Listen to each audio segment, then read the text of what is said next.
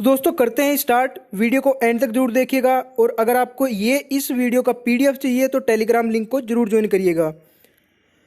तो सबसे पहले समास के प्रकार देखते हैं। 6 प्रकार के समास होते हैं। अव्ययी भाव समास, तत्पुरुष समास, कर्मधारय समास, द्विगु समास, बहुब्रीहि समास और द्वंद्व समास।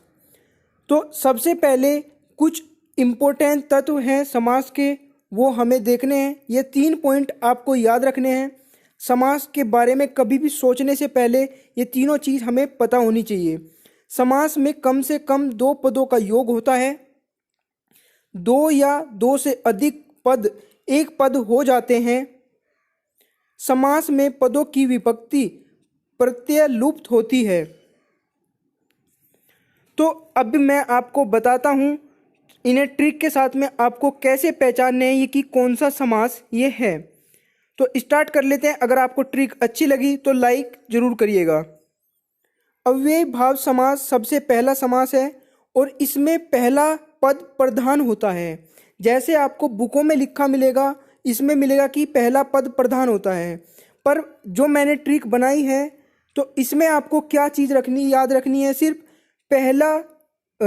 पहला छोटा होगा, दूसरा बड़ा होगा, यानी कि पहला पद बड़ा होगा और दूसरा पद छोटा होगा। इसका उदाहरण देख लेते हैं। बेखटक। बेखटक में बे पहला छोटा है और दूसरा शब्द जो है इसमें खटक, दूसरे का मीनिंग बड़ा है। तो इससे हमें याद रखना है अव्यय भाव समास। ठीक है। यथाशक्ति। तो यथा में यथा छोटा है और शक्ति बड़ा है, तो ऐसे आपको याद रखना है अव्ययी भाव समास जिसका पहला शब्द छोटा होगा और दूसरा शब्द बड़ा होगा। तो आपको इस ट्रिक से याद रखना है। ठीक है। इसमें पहला पद प्रधान होता है तो इसमें हमें ये निकालना मुश्किल रहता है, तो आप इस ट्रिक से याद रख सकते हैं, पहला छोटा दूसरा बड़ा। ठीक है। नेक्स्ट चल लेते। दूसरा हमारा है तत्पुरुष समास। तो इसमें आपको बुक में लिखा मिलेगा दूसरा पद प्रधान होता है। ठीक है। ट्रिक क्या है इसकी याद रखने की, पहला बड़ा पद और दूसरा छोटा पद। तो पहला बड़ा होगा इसमें, दूसरा छोटा होगा। तो उदाहरण देख लेते हैं। पॉकेट मार। तो इसमें पॉकेट जो होगा ये आपका बड़ा हो गया। ठीक है। और मार इसमें छोटा हो गया। तो ऐसे आप इनको पहचान सकते हैं कि तत्पुरुष समास कौन सा है। इसमें दूसरा और देखते हैं पिपासु। पीपा प्लस अगर हम इसको विभाजित करें तो सु, पीपा सु। तो पीपा बड़ा हो गया और सु छोटा हो गया। तो ऐसे हम इनको याद रख सकते हैं। आशा करता हूँ ये चीज़ आपकी समझ में आई होगी। अगर समझ में आए तो प्लीज़ लाइक करिएगा ताकि मैं नेक्स्ट वीडियो और आपके लिए बना के लेकर आऊँ अच्छे से। तो इसके 6 टाइप के होते हैं तत्पुरुष समास। इनको 6 के 6 टाइप को हम अलग अलग तरीके से ट्रिक के साथ में पढ़ेंगे ताकि आप कभी भी ना भूल सकें। सबसे पहला कर्म तत्पुरुष। तो कर्म तत्पुरुष को हमें याद कैसे करना है, जैसे मैंने एग्जांपल लिया यश प्राप्त। यश प्राप्त को अगर हम इसे लिखें यश को प्राप्त, तो इसमें को छिपा हुआ था, को शब्द यानी कि हटा हुआ था इसमें से। अगर आप देखें यश प्राप्त तो यश को प्राप्त, इसको लिखा गया यश को प्राप्त, यानी कि इसमें को हटा हुआ था। तो जिस शब्द में को हटा होता है वो होता है कर्म तत्पुरुष। आशा करता हूँ ये चीज़ समझ में आ रही होगी। जिस शब्द में को हटा होता है, ठीक है, तो जिसमें या फिर को छिपा होता है। ठीक है। यश प्राप्त, तो इसमें को छिपा हुआ है। तो नेक्स्ट है आपका कर्ण तत्पुरुष समास। तो इसमें हमें ये कैसे पहचानना है कि ये कर्ण तत्पुरुष है, तो इसकी भी मैं आपको बताता हूँ ट्रिक। जैसे मैंने उदाहरण लिया है रेखांकित। तो रेखा से अंकित। ठीक है। इसे हमने लिखा रेखा से अंकित, तो से इसमें हटा हुआ है, यानी कि से इसमें छिपा हुआ है। तो जिस शब्द में से हटा होता है उसे कर्ण तत्पुरुष समास कहते हैं। ठीक है। अब ये चीज़ मैं अगर आपको पीडीएफ में दे दूं और आप 1-2 बार पढ़ें तो आपके याद हो जाएंगे, या फिर आप वीडियो को 1 से 2 बार देखें तो तब भी आपके याद हो जाएंगे। तो ठीक है, इसे रिपीट करिएगा देखने के बाद एक बार और, तो आपकी अच्छे से समझ में आ जाएंगे। तीसरा है आपका संप्रदान तत्पुरुष। तो संप्रदान तत्पुरुष में मैंने एग्जाम्पल लिया है जो देशभक्ति। तो देश के लिए भक्ति, तो इस शब्द में के लिए छिपा हुआ था, के लिए हटा हुआ था। तो जिसमें के लिए हटा होता है उसे संप्रदान तत्पुरुष समास कहते हैं। तो इसे याद रखने के लिए आपको ये याद रखना है कि जिसमें के लिए हटा होता है उसे कहते हैं संप्रदान तत्पुरुष समास। ठीक है, तो आशा करता हूँ ये भी आपकी समझ में आया होगा। तो एक दो बार इसको देखते रहिएगा, आपकी समझ में आ जाएगा। फोर्थ नंबर का है अपदान तत्पुरुष। अपदान तत्पुरुष में मैंने एग्जाम्पल लिया है दयाहीन, दया से हीन। तो इसमें क्या छिपा है? से शब्द हटा होता है जिसमें, या फिर छिपा होता है, तो उसे हम अपदान तत्पुरुष समास कहते हैं। तो दया से हीन, इसमें आप से में इसमें और इसमें कंफ्यूज नहीं होना है। देखो, रेखा से अंकित और दया से हीन, इसमें मतलब चीज़ें वही हैं, दोनों मतलब सिमिलरिटी सी हैं, पर आपको थोड़ा अलग सा लगा होगा। दया से हीन, दया से जिसमें जरा सी भी दया ना हो। ठीक है, और ये थोड़ा इससे अलग है। आप कोशिश करिएगा समझने की, ठीक है, तो समझ में आ जाएगा। ज़्यादा अंतर नहीं होता है, आप इस चीज़ को समझ लेंगे। नेक्स्ट है आपका 5 नंबर का संबंध तत्पुरुष। ठीक है, तो इसमें आपका मैंने एग्जाम्पल लिया है गंगा जल।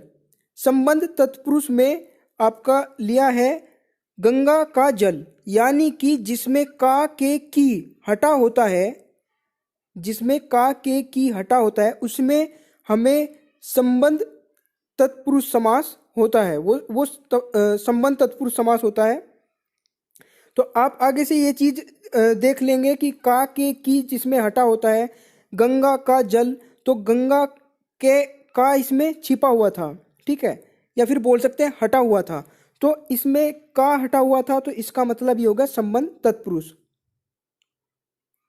तो नेक्स्ट लेते हैं 6 नंबर का अधिकरण तत्पुरुष समास। अधिकरण तत्पुरुष समास में ग्रह प्रवेश मैंने लिया है एग्जाम्पल। तो ग्रह में प्रवेश, जो ग्रह में प्रवेश है इसमें मैं छिपा हुआ था, जिसमें मैं शब्द छिपा होता है, ठीक है, उसे अधिकरण तत्पुरुष समास कहते हैं। ठीक है दोस्तों, मैं आशा करता हूँ ये आपको 6 के 6 याद हो गए होंगे। अगर नहीं हुए तो आपको ये PDF पढ़ लेना और 1-2 बार और इस वीडियो को देख लेना, तो आपके समझ में आ जाएगा।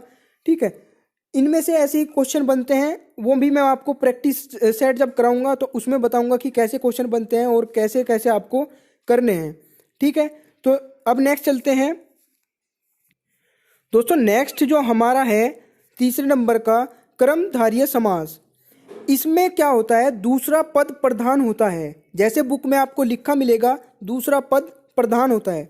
कर्मधारय समास में दूसरा पद प्रधान होता है। मैंने इसकी ट्रिक क्या बनाई है, पहला पद दूसरे पद की विशेषता बताता है। तो एक चीज तो आपको ये ध्यान रखनी है, इसमें कर्मधारय समास में हमेशा पहला पद दूसरे पद की विशेषता बताता है। और या फिर क्या दूसरी कंडीशन क्या हो सकती है, पहला पद दूसरे पद की तुलना करता है। तो ये 2 कंडीशन हो सकती है कर्मधारय समास में। तो इसमें उदाहरण लिया है मैंने नील गाय। तो इसमें नीली है जो गाय, तो इसमें नीली जो है इसका गाय से रिलेशन बताया जा रहा है, नीली है जो गाय। तो इसमें पहला शब्द दूसरे शब्द का रिलेशन बता रहा है, विशेषता बता रहा है। ठीक है, चंद्रमुखी, चंद्रमा के समान मुख, तो इसमें भी रिलेशन बता रहा है। तो आप ऐसे जिसमें आपको या तो विशेषता बताए या फिर रिलेशन या तुलना बताए, मतलब ठीक है तुलना, तो वो हो जाएगा आपका कर्मधारय समास। ठीक है, नील गाय, तो नीली जो गाय है, ठीक है, और इसमें चंद्रमा के समान मुख, चंद्रमा मुखी, चंद्रमा के समान मुख। आशा करता हूँ ये चीज़ समझ में आई होगी। ठीक है, अगर किसी भी समास में आपको समझ में नहीं आया तो कमेंट बॉक्स में बताइएगा, फिर मैं कहीं और पे उसकी वीडियो बना के आपको छोटी मोटी वो आपको दोबारा समझाने की कोशिश करूँगा। ठीक है, नेक्स्ट चलते हैं दोस्तों। आपका नेक्स्ट है द्विगु समास, जिसमें दोनों पद प्रधान होते हैं। द्विगु समास में दोनों पद प्रधान होते हैं और इसकी ट्रिक क्या है, और या फिर बराबर। ठीक है, जिसमें और या फिर बराबर हो, जैसे माता पिता, माता और पिता। ठीक है, इसमें दोनों पद प्रधान है, तो इसमें आपको ट्रिक की जरूरत नहीं है। जिसमें दोनों पद प्रधान होंगे वो आपका द्विंद समास हो जाएगा। इसमें ज़्यादा आपको सोचने वाली चीज़ भी नहीं है और एकदम ये मतलब सामने आते ही समझ में आ जाता है कि ये द्विगु समास है, द्विंद समास है। ठीक है, रात दिन, रात और दिन। ठीक है, तो ऐसे आप इनको समझ सकते हैं। नेक्स्ट चलते हैं। नेक्स्ट आपका द्विगु समास। द्विगु समास में संख्या वाले शब्द जो होते हैं, जो संख्या वाले शब्द होते हैं वो द्विगु समास होते हैं। जैसे उदाहरण है नवरात, 9 रातों का समूह। नवरात क्या हो जाएगा, 9 रातों का समूह, तो इसमें क्या हो जाएगा, द्विगु समास हो जाएगा। ठीक है, त्रिलोक, 3 लोकों का समूह। तो ऐसे आपके जो शब्द होते हैं जिसमें 9 हो गया, 9, त्रि हो गया। ठीक है, जिस संख्या वाले शब्दों को हम द्विगु समास कहते हैं। ठीक है, आपका नेक्स्ट छठा है आपका बहुब्रीहि समास, जिसमें कोई प्रधान नहीं होता। तो इसमें आपको कैसे याद रखना है, जो कोई प्रधान, जिसमें कोई प्रधान नहीं होता है वो बहुब्रीहि समास होता है। ठीक है, तो इसमें मैंने उदाहरण लिया है पीताम्बर। इसमें एक चीज आपको बताता हूं, जैसे ये उदाहरण है पीताम्बर, तो इसमें इसका रिलेशन ये किसी तीसरी चीज से बताता है, यानी कि पीता प्लस अंबर से 2 शब्द से बना है, पर ये अपनों में किसी में कोई प्रधानता की बात नहीं की गई, ये किसी तीसरे के बारे में बात करता है, तो इसलिए बोलते हैं इसे बहुब्रीहि समास। इसमें अगर देखो, इसे एक चीज और याद रख सकते हैं, 1 + 1 और = 3, यानी कि ये दोनों को मिला करके कोई तीसरे के बारे में बात की जाए तो ये हो जाएगा बहुब्रीहि समास। तो इसे देखते हैं, पीताम्बर, पीला अंबर है जिसका, तो अंबर इसमें कहीं था नहीं, तो ये तीसरे अंबर के बारे में बात कर रहा है कि अंबर पीला है अंबर, पीला अंबर है जिसका, तो ये अंबर के बारे में बात कर रहा है, यानी कि तीसरी चीज के बारे में बात करा, तीसरी उसके बारे में बात किया, तो बहुब्रीहि समास हो जाएगा। एक और लेते हैं गंगाधर, गंगा को धारण करने वाले, तो गंगा को धारण करने वाले कौन है, शिव, तो ये किसी तीसरे के बारे में बात करता है, उसे बोलते हैं बहुब्रीहि समास। तो दोस्तों अभी हमने समझे 6 के 6 समास। अगर आपके ये समझ में आ गए तो आप अपने घर पे प्रैक्टिस करिएगा। ठीक है, किसी नेक्स्ट वीडियो में पहले हम सारे हिंदी के चैप्टर को कवर कर लेते हैं, फिर हम इनकी प्रैक्टिस करेंगे। तो अगर आपको वीडियो अच्छी लगती है तो प्लीज़ लाइक जरूर करिएगा, शेयर करिएगा अपने सभी ग्रुप सर्कल में अपने फ्रेंड्स को, ताकि दूसरे की भी हेल्प हो सके। अगर आपको वीडियो में कुछ भी अच्छा लगा तो प्लीज़ लाइक जरूर करिएगा। अपनी प्रीवियस वीडियो देखने के लिए तो नीचे डिस्क्रिप्शन बॉक्स में जा करके आप सभी वीडियो देख सकते हैं, मैथ की, जीके की, और ये अभी आपकी हिंदी की स्टार्ट होगी, प्लेलिस्ट में अलग से बना दूंगा। तो आप सभी वीडियो देखने के लिए चैनल के साथ में अभी जुड़ जाओ, और बेल आइकन को जिसने अभी तक ऑन नहीं किया बेल आइकन ऑन कर ले। आपको यहाँ पे 2 वीडियो दिख रही होगी, आप ये भी देख सकते हैं प्रीवियस वीडियो मैथ की। अगर आपको अच्छी लगे तो इन्हें भी लाइक करिएगा। ठीक है, प्लीज़ लाइक शेयर जरूर किया करें, ताकि मुझे भी मोटिवेशन मिले आपके लिए वीडियो बनाने का नेक्स्ट। ठीक है, तो वीडियो देखने के लिए बहुत बहुत धन्यवाद। आपका दिन शुभ हो, और PDF लेने के लिए जरूर टेलीग्राम का लिंक ज्वाइन कर ले। धन्यवाद।